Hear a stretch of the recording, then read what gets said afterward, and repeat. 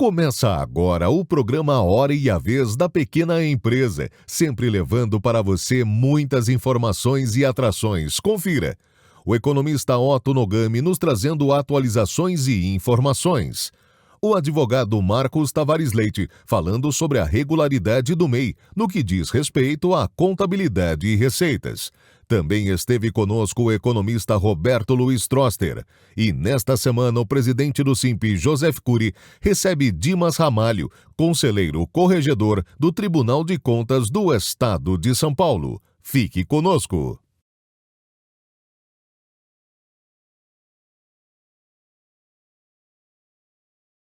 Atenção! Oportunidade única. Parceria SIMP e Investe SP.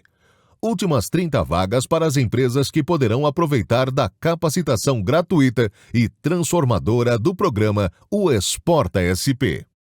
O programa Exporta SP tem como objetivo capacitar as empresas para entenderem como levar seus produtos para o mercado externo, além de desenvolver uma rede de apoio com instituições de âmbito federal, estadual ou municipal e com outras empresas através de ações, disponibilizando informações de qualidade relevantes para o processo exportador. O programa já capacitou mais de 1.300 MEIs, micro e pequenas e médias empresas paulistas de todas as regiões do estado, tornando-se aptas a iniciar ou aumentar as exportações de seus produtos e serviços. Por isso, o SIMP e Investe SP trarão benefícios e grandes oportunidades para empreendedores de forma totalmente gratuita. Para se cadastrar, acesse o site simp.org.br e inscreva-se. Aproveite essa oportunidade gratuita para ampliar suas possibilidades de venda e ganhos.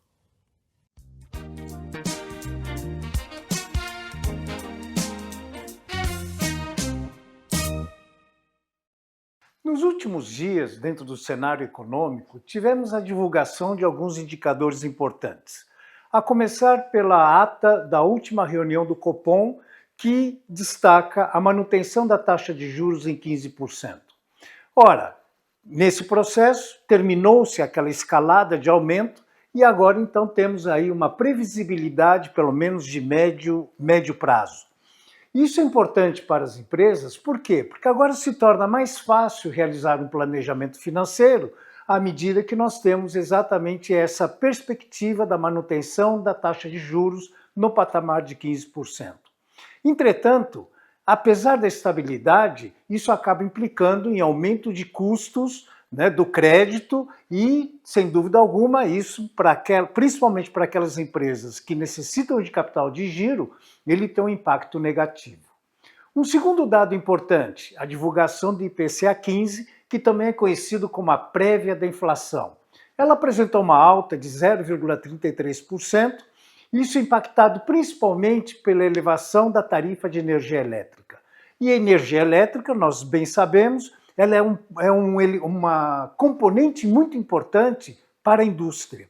Então, aquelas indústrias que dependem da energia elétrica, elas sofrerão a consequência com o aumento nos custos de produção. Um outro dado importante nesse processo foi o início da vigoração da tarifa de 50% adotada pelo governo norte-americano.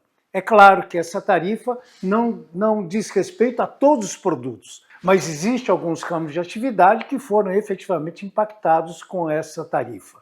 Então, principalmente para aquelas empresas que dependem do setor externo, é o momento de buscar novos parceiros e levar em consideração essa mudança em toda a cadeia de produção. E aí, dentro dessa ótica, o governo sancionou o programa Acredita Exportação, que é um programa extremamente importante, principalmente para aquelas empresas do Simples Nacional. Por quê? Porque este programa ele prevê um mecanismo para a recuperação do PIS e COFINS para os produtos exportados. E dentro desse todo esse cenário, nós temos aí os indicadores de confiança da indústria que estão mostrando que, apesar do setor industrial ter apresentado uma pequena melhora nos últimos tempos, a perspectiva com relação ao futuro é um tanto quanto que incerta. Tudo isso juntando-se, né, dentro desse cenário de manutenção da taxa de juros alta e a própria vigoração do tarifaço. Então isso acaba levando a um ambiente, né, de cautela e de muita preocupação. Então é o momento realmente de nós planejarmos com muito cuidado os próximos passos a serem dados, principalmente pelo setor industrial da nossa economia.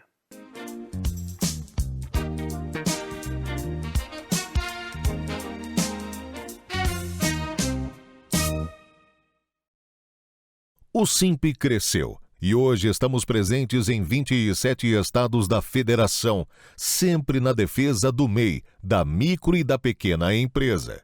Simp Nacional, entidade civil com sede em todos os estados do Brasil. Simp São Paulo, entidade sindical. Simp Internacional, Estados Unidos, China, Japão e Portugal. Simp, ao seu lado, crescendo por e com você. Nosso tema aqui é a regularidade do MEI, do microempreendedor individual. É importante ter muita noção de que mesmo como empreendedor individual, o MEI é uma pessoa jurídica diferente da pessoa física.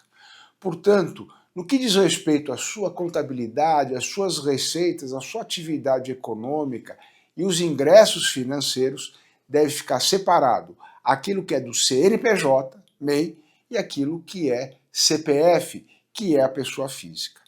Acontece, isso não é raro, que o MEI ele venha receber uma remuneração por produtos ou serviços que disponibilize através de uma conta pessoal da pessoa física, através do CPF, principalmente via Pix. O que vem acontecendo é que a própria Receita Federal, quando entra em contato com essas informações, ela começa a identificar que a pessoa física está entrando numa receita que deveria ser tributada, quando na verdade essa receita seria da pessoa jurídica. Portanto, o MEI é importante que ele tenha uma conta corrente exclusiva da pessoa jurídica e receba a remuneração pelos seus produtos vendidos ou pelos serviços prestados também através dessa conta da pessoa jurídica. Para ter uma ideia do impacto sobre isso, o limite de isenção no momento para as pessoas físicas não pagarem o imposto de renda mensalmente é de R$ 2.259,20. Nós estamos falando de algo em torno de R$ 27.110 por ano. Enquanto o MEI teria só aquele pagamento fixo, uma faixa fixa, até R$ 81.000 por ano. Se ainda que nós possamos falar de um limite de isenção de R$ 5.000, como vem tramitando no Congresso, nós estaríamos falando de um limite de receita anual de R$ 60.000. Portanto, veja bem, na hora que esse empreendedor individual recebe na sua pessoa física em torno de R$ 5 ou R$ 6.000, em vez de receber na pessoa jurídica, no seu CNPJ, ele poderá, além do pagamento ao MEI, ficar sujeito a uma tributação na seu imposto de renda como pessoa física, muito mais elevado, né? Por vezes chega a 10 até 27,5% sobre o valor dessa remuneração. Portanto, é importantíssimo ficar muito atento nessa separação. Não misturar pessoa física e pessoa jurídica. O Simp já disponibiliza aos seus associados produtos e serviços no campo de cursos, assessoria, orientação, justamente para manter a orientação e a formalização do MEI, e aqueles que não estão na formalidade, que querem formalizar, tornar formal a sua atividade econômica, possam seguir o caminho correto para que tenham segurança jurídica, para que tenham essa regularidade fiscal e tributária e tenham acesso ainda a um mercado mais amplo. Você pode acessar simp.org.br ou conecta.simp.org.br e ver todos os serviços, todos esses benefícios que o associado vai ter no sentido de se manter regular, formal e numa atividade cada vez mais produtiva.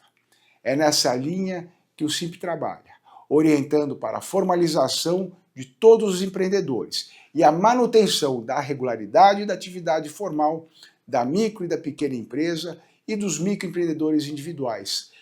Esta categoria, que é a maior geradora de emprego e renda do país.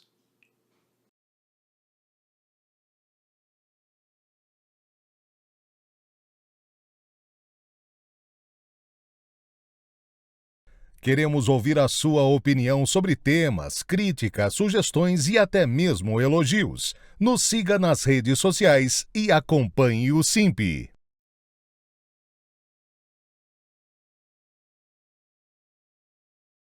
Um dos setores mais afetados pelo tarifaço do Trump é a indústria brasileira. E por que a indústria brasileira? Tem a ver com algo chamado armadilha de Tucídides. Tucídides foi um historiador grego que analisou a guerra entre Esparta e Atenas. E ele escreveu que quando você tem uma potência dominante e uma potência ascendente, acaba em conflito. Escreveu isso há 2.500 anos atrás. Um historiador de Harvard começou a analisar os 16 conflitos que você teve, 16 situações assim, nos últimos 500 anos. Em 12, acabaram em guerra. Um caso memorável é a Primeira Guerra Mundial. A Alemanha era a potência ascendente, Inglaterra a potência dominante, acabaram em guerra. 4 episódios não acabaram em guerra. Qual que é a potência ascendente agora? É a China. Qual que é a potência dominante? É os Estados Unidos. O que os Estados Unidos estão querendo? Então, ele levou tarefas com a China levou mais, teve que baixar, teve que recuar, quer dizer, ele não conseguia enfrentar a China. Então, o que ele está fazendo? Atacando a China indiretamente. E Brasil, por que o Brasil? O Brasil está nos BRICS, o Brasil tem muitos investimentos chineses, o Brasil está estudando benefícios especiais para BID, Brasil patrocinando esse sistema de moedas locais sem o dólar, quer dizer, tem uma série de motivos por que você identifica o Brasil com a China. O que Trump faz? Põe as tarifas no Brasil.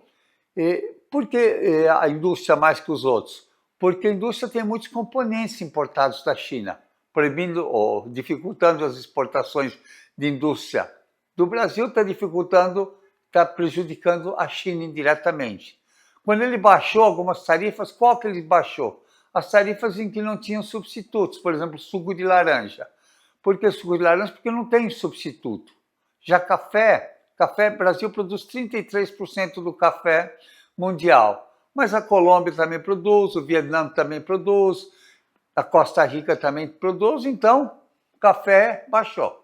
Então, qual que é a lógica disso? Está prejudicando. O que a indústria tem que fazer? O que o Brasil tem que fazer? Eu acho que tem pouco espaço para acontecerem muitas mudanças nos Estados Unidos. Então, começar a olhar para outros mercados, começar a olhar mais para a África, mais para a Europa, mais para o resto da América do Sul, especialmente o Mercosul, mais para a Ásia. É uma hora de se reinventar, fazer algo que a agricultura brasileira fez há alguns anos, agora é a vez da indústria e do serviço. É isso. Entrevista da semana. Nosso convidado de hoje é Dimas Ramalho, conselheiro, corregedor do Tribunal de Contas do Estado de São Paulo. É um prazer tê-lo conosco. Prazer, presidente, novamente aqui. Já vim aqui anos atrás e impressionante como as pessoas assistiram, debateram e comentaram os assuntos importantes que falei aqui nesse programa. Muito obrigado. Bom, o senhor tem uma experiência que começou lá de baixo, já passou por secretarias, ministérios, procurador, corregedor e hoje corregedor do Tribunal de Contas. Tem uma experiência acumulada fantástica. Por favor, qual a sua avaliação do que aconteceu esta semana no Congresso Nacional com os senhores parlamentares? Uma resposta fácil, né, presidente? Muito! Na realidade, eu diria que é A Nau dos Insensatos. É um filme, enfim, que ninguém tem razão e todo mundo tem razão. Sim. Porque quando você perde a referência, quando você infringe o regimento básico, com certeza você chega num limite que é uma terra sem lei.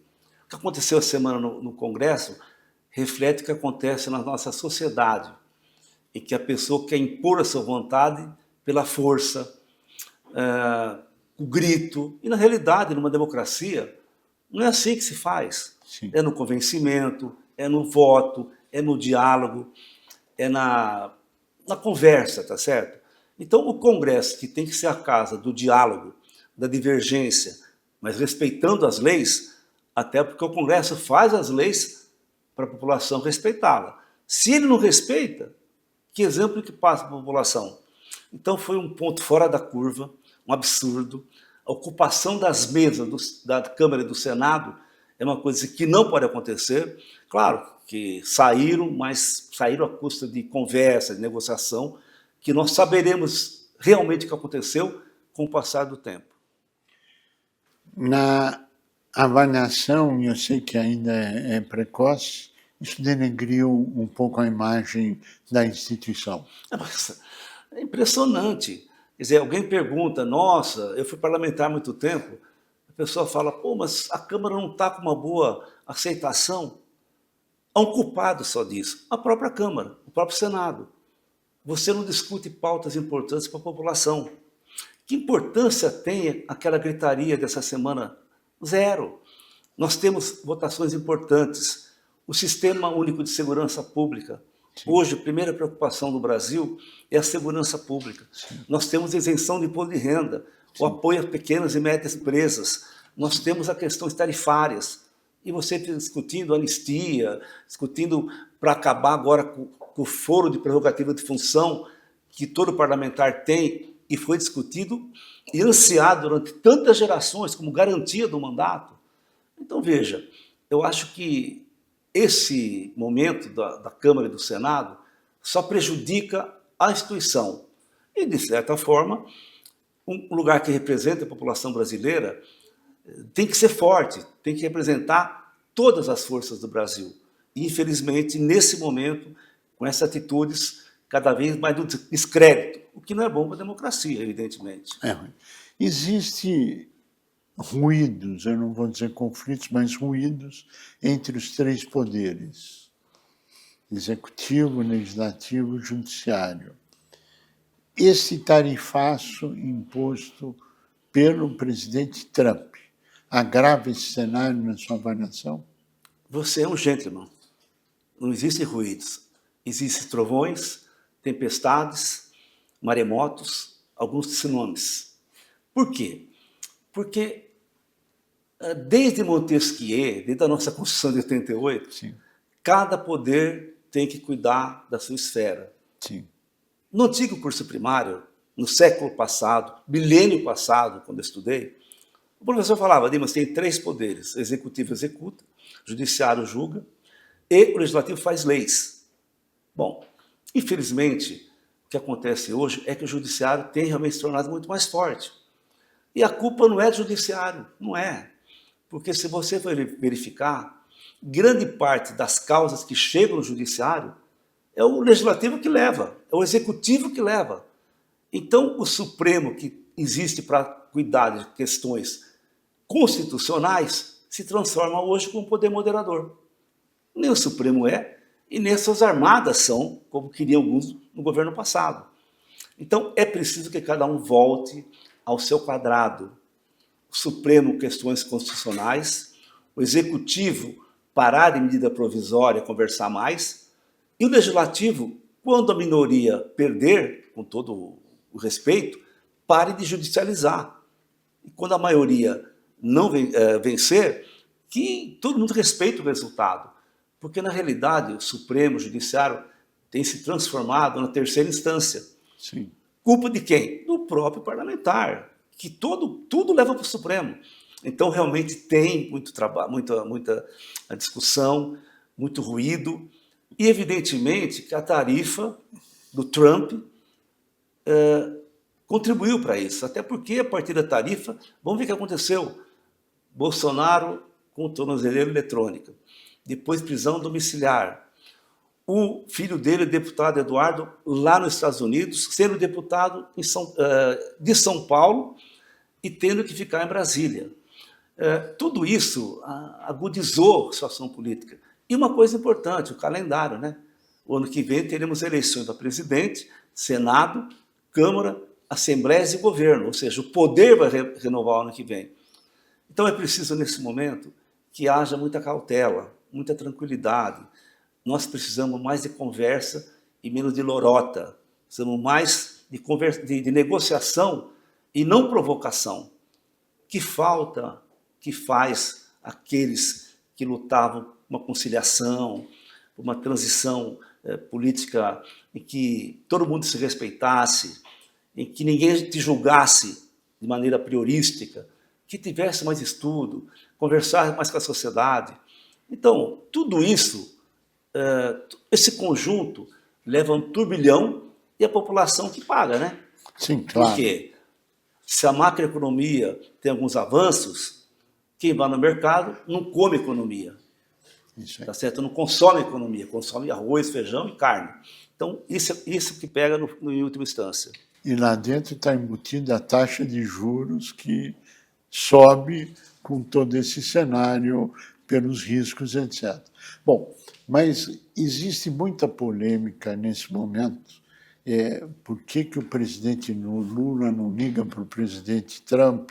Por que o presidente Trump não liga para o presidente Lula?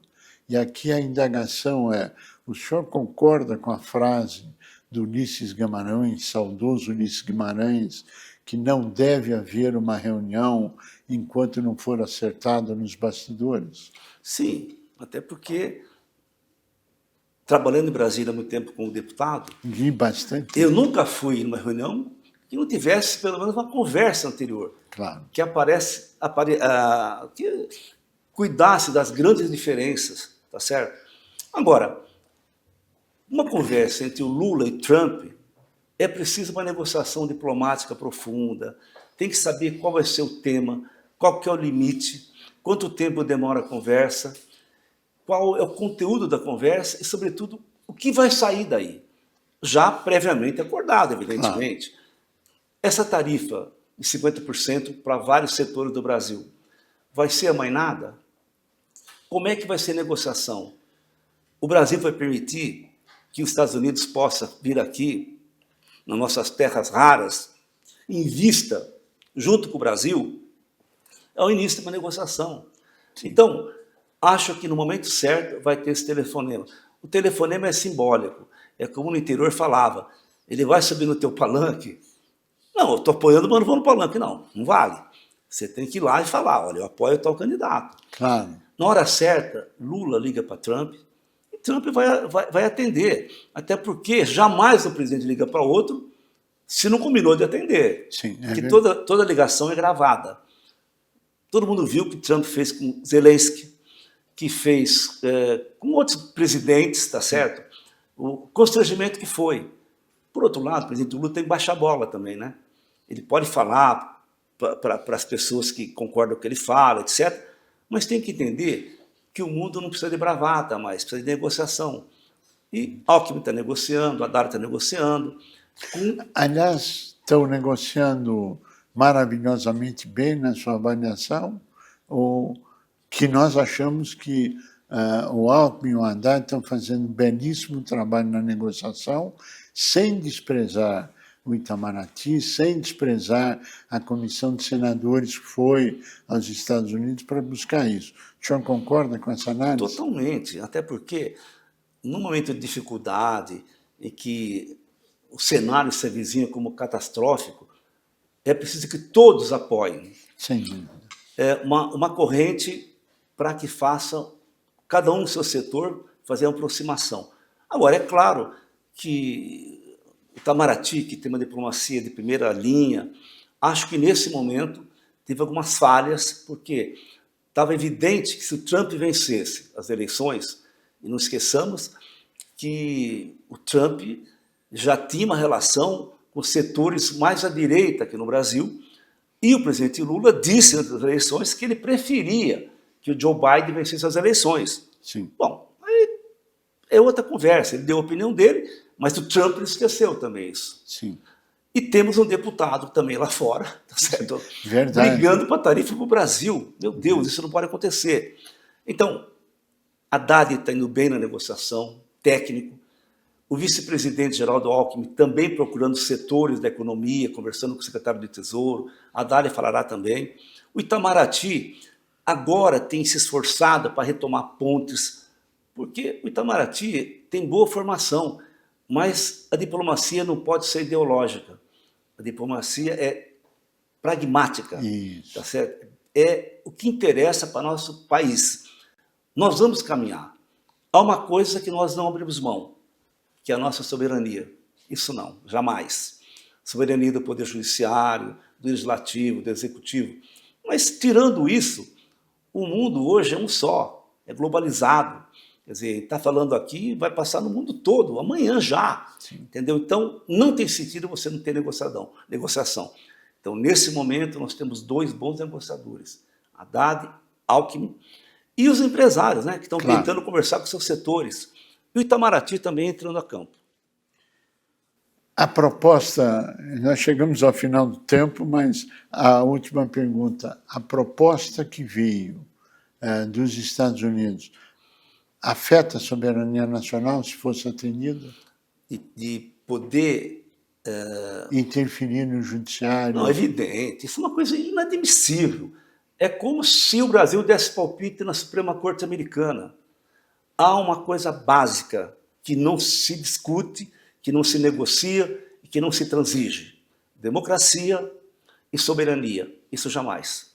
Dr. Dimas Ramalho, nós queremos agradecer muito a sua participação, parabenizá-lo pelo brilhantismo, esperar que a sua sabedoria nessa transmissão ecoe para as pessoas, trazendo a paz, a harmonia e a negociação. Obrigado pela participação. A você que esteve conosco, nosso mais profundo agradecimento, com a certeza que estaremos juntos na semana que vem. Até lá!